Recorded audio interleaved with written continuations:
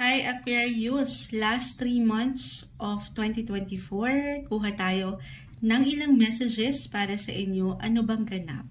Ano bang parating pagdating sa inyong mga buhay, pag-ibig, relasyon, kerida number 2, charot, hindi. Pero kulang tayo ng ilang guidance, okay? Anong kailangan nyong marinig? Aquarius, at anong marahil nais sabihin or iparating, anong gustong sabihin ng taong mahal mo. Message, Aquarius, guidance po para sa kanila. Excuse me po, tayo ay live na live sa ating YT. Babalikan ko kayo maya-maya guys. Okay, cut natin ito, Aquarius. Cut natin into 3 medyo struggle. Andito kasi yung camera natin sa pang live. Okay. Cut natin into 3, Aquarius. Anong kailangan yung marinig? Kuha lang tayo ng ilang mensahe. Uy, sandali. Uy, sandali. Uy, bakit ganon? Biglang Aquarius, Aquarius, Aquarius. Ang dami kong hinugot kasi naghahanap ako ng may kagaanan sana. I will be honest. Straightforward. Merong dahilan kung bakit ito nagsiangatan. Marahil. Okay? Eto, hindi isang medical advisor ang Moonchild. Unahin ko na to. Aquarius, Sun, Moon, Venus, Rising. Baka meron kayong placement. Hindi kailangan lahat ay mag-apply yung bawat messages ni Moonchild.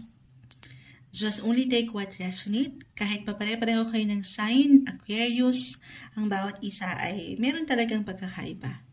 Okay?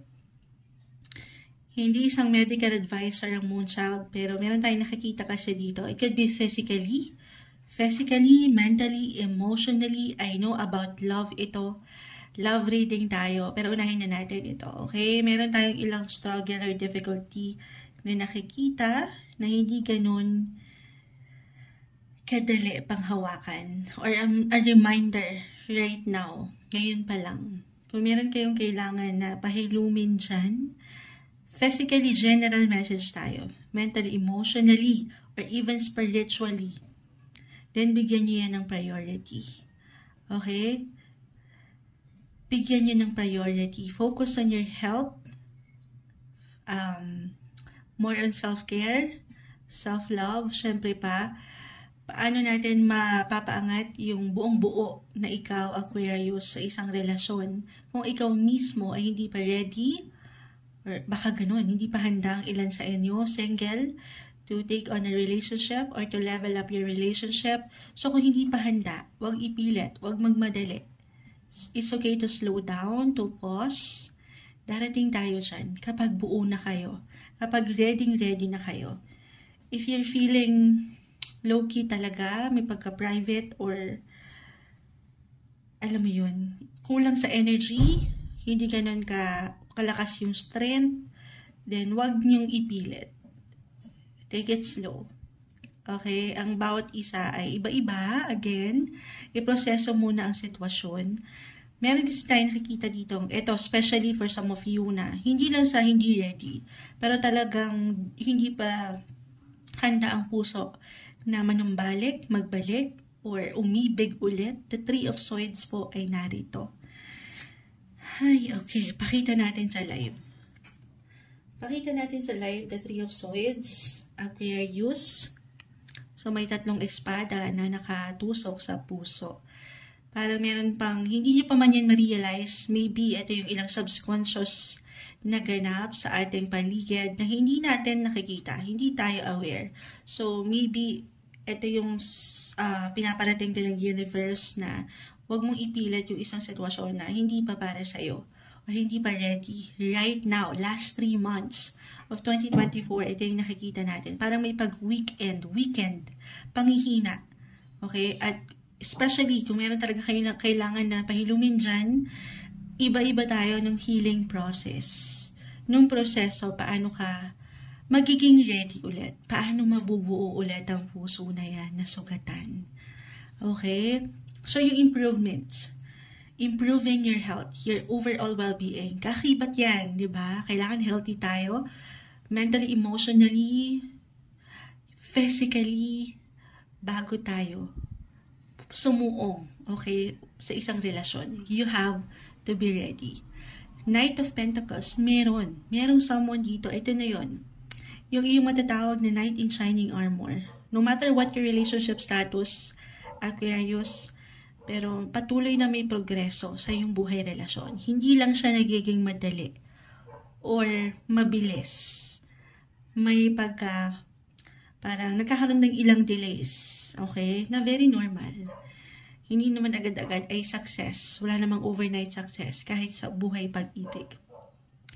Alam ko may hugot, guys. 5, 9, 10 of Wands. May tension, conflict, confusion, may struggle, difficulty, may challenge. Pero malapit na. Aling malapit na. Ito reversal yung energy na ating nakukuha. Pwede itong somehow mag-apply sa yung person or sa yung mismo. Okay? Okay. Parang meron kailangan tapusin muna. Meron closure na mabuo bago kayo maging buo talaga. For some of you, just only take what resonate. Para mas maging ready kayo sa isa't isa. Ito yung sinasabi ko na, especially single, okay? Kung wala kayong ganon ka detalye about sa, meron na kayong, halimbawa, meron ng potential na someone, meron na kayong nakikita or kinikita ngayon pa lang. Siyempre, hindi naman, especially sa una, hindi naman lahat sinasabi yan. Hindi pa lahat nadidiscover nyo. Marahil kailangan nitong maging ready. Okay, I mean, kailangan munang maghilom from the past pagdating sa kanyang connection. Or sa iyo mismo, again, reversal. Okay, may ilang laban na hindi ganun kadalian. Marahil ito ay ngayon palang pinagdadaanan na ng ilan. Ito ay challenge. 9 of Wands. Pero malapit na. Ano yung malapit na? Malapit na itong makompleto. Ito ay something na pinoproseso, pinagdadaanan, yes, at mapangahawakan. As long as walang pagsuko or wala kayong pagsuko na mapapaangat.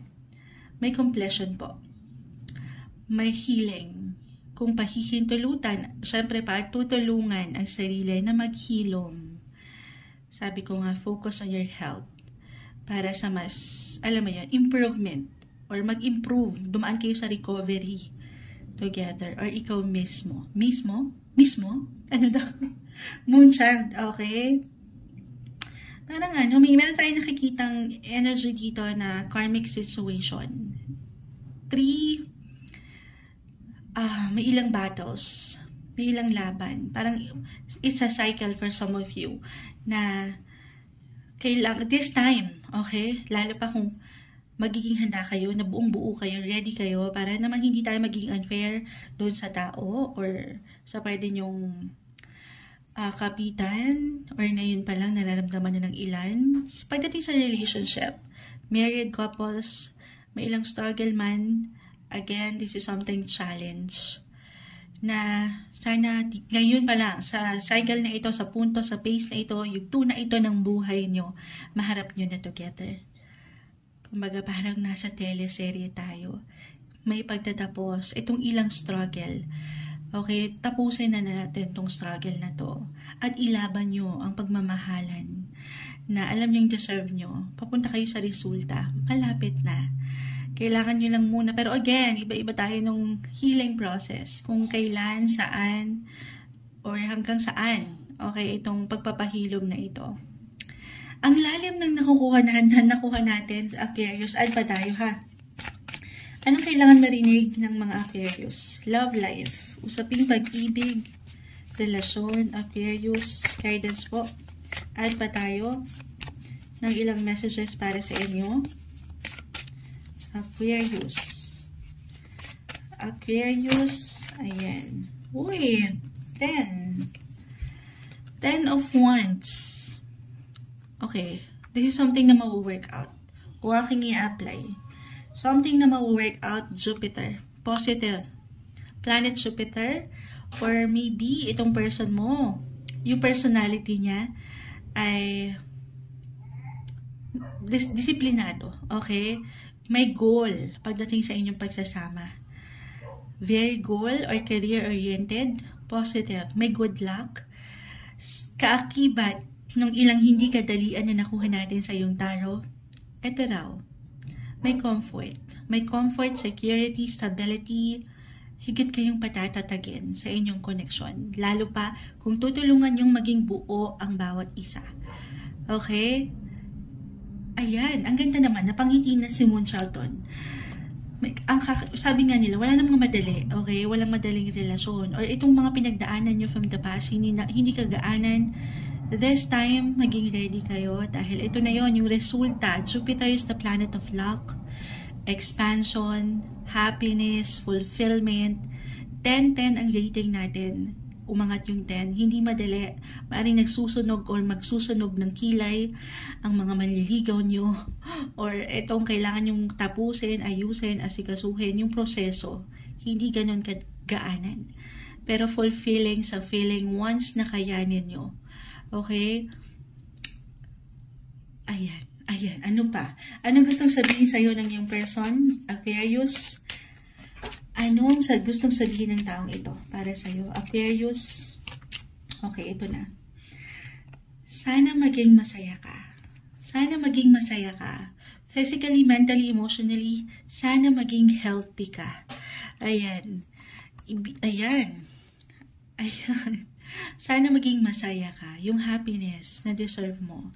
Kahit pa dito sa ilang pinagdaanan mo, marahil ito yung reversal, pinagdaanan niya or ikaw, gusto niya this time, masaya na kayo.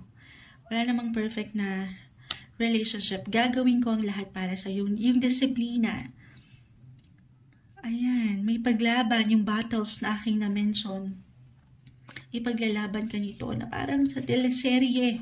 Pero guys, ang finale sa inyong teleserye ay wala po sa barahang ito. Sa huli, of course, it will be up to you and your person kung hanggang saan nyo ilalaban o ipaglalaban ang isa't isa.